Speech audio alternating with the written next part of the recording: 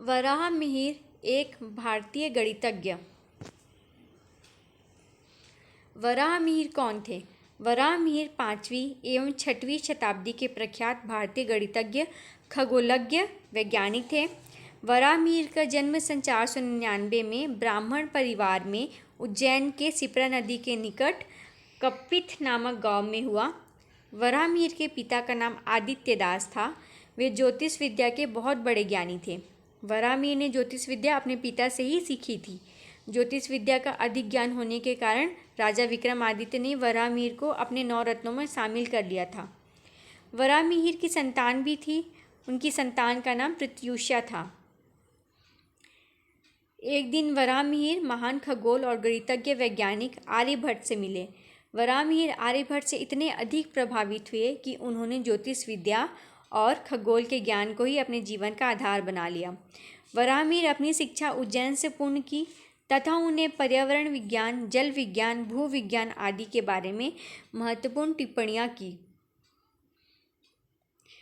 वराहमिहिर की मृत्यु सन 587 में हुई। वराहमिहिर की 3 महत्वपूर्ण पुस्तकें कौन सी थी? तो उनकी 3 पुस्तकें कुछ इस प्रकार थी। पहला बृहजातक, दूसरा बृहसंहिता और तीसरा पंचसिद्धांतिका।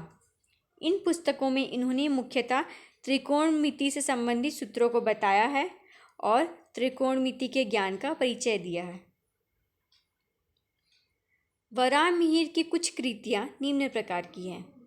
पहला पंचसिद्धांतिका, दूसरा लघु जातक, तीसरा बृहद यात्रा या महायात्रा, चौथा योग यात्रा, पांचवा बृहत विवाह पटेल, छठवां लघु विवाह पटल, सातवां कोटहल मंजली। वराहमिहिर के 5 प्रचलित सिद्धांत।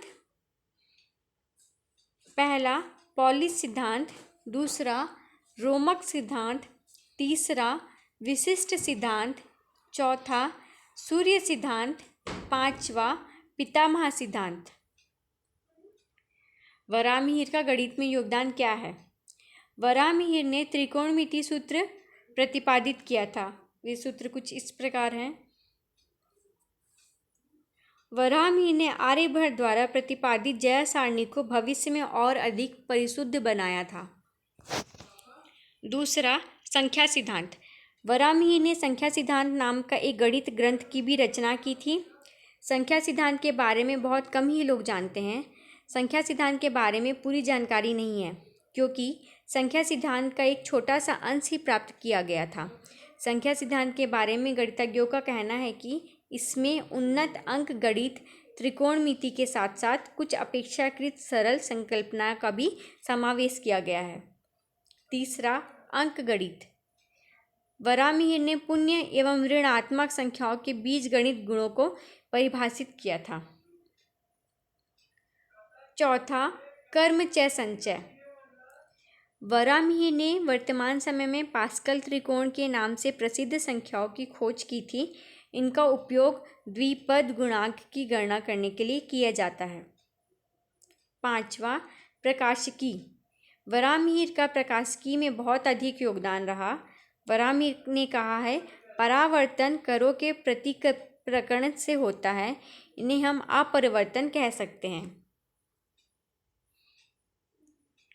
वराहमिहिर के विचार। वराहमिहिर अत्यधिक वेदों के ज्ञाता थे। उन्होंने वेद अपने पिताजी से सीखे थे, मगर वह आंख बंद करके कभी किसी पर विश्वास नहीं करते थे। उनकी भावना, मनोवृत्ति एक वैज्ञानिक की तरह थी। विज्ञान के इतिहास में वराहमिहिर प्रथम ऐसे व्यक्ति थे जिन्होंने कहा कि कोई शक्ति ऐसी है जो चीज़ों को ज़मीन के साथ चिपका कर रखती है। आज इसी शक्ति को हम गुरुत्वाकर्षण के नाम से जानते हैं, लेकिन उन्होंने सबसे बड़ी गलती यह भी की थी कि उन्हें यह विश्वास था कि पृथ्वी गतिमान नहीं है, अर्थात पृथ्वी घूमती नहीं है।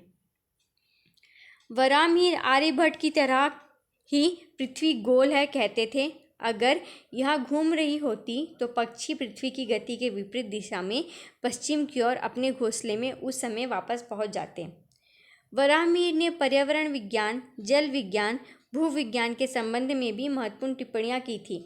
उनका कहना था कि पौधे और दीमक जमीन के नीचे के पानी को दर्शाते हैं।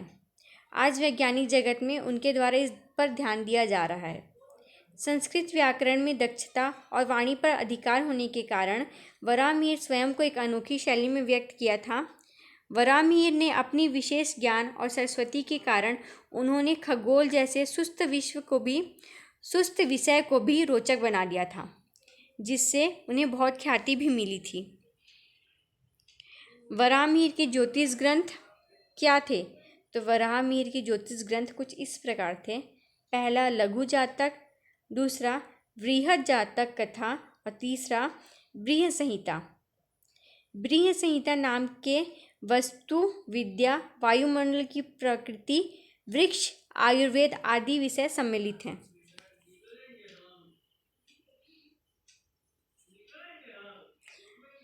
उन्होंने अपनी पुस्तक में कुछ बातें हैं वो इस प्रकार की है।